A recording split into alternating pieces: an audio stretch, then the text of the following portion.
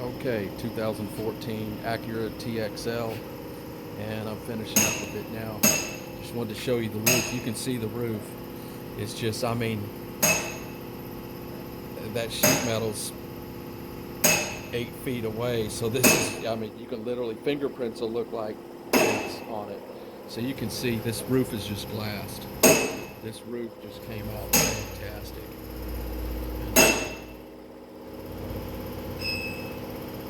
I had to take the headliner down on it, which was pretty easy headliner. It wasn't a difficult headliner to do, but you can see the reflection on this tin. This roof came out really good. It only took me, I'm guessing once I got the headliner down, it probably only took me maybe 40 minutes to do the roof. There was dime, nickel, and maybe some quarter size. They go quarter size pretty quick. It's pretty rare to find dime sized dents in this industry.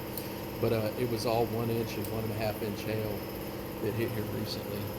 And but it's a really nice car. It's coming out really good. And I'm gonna glue pop this door. I'm just amazed. I've been working on these rails, and these rails are just, you know, you let this glue sit for 45 seconds and you barely even pull it, man, and it's pulling up highs on it. So I'm just stoked that this rail came out as good as it did. It's just fantastic.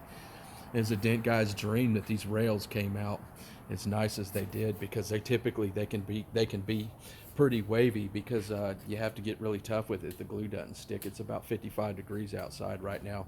The glue's sticking really good, so I'm finishing up. I didn't do these doors. I just found that one dent on this door, so I'm going to go ahead and glue pop that, since this glue's sticking really good. So anyway, 2014 Acura TXL.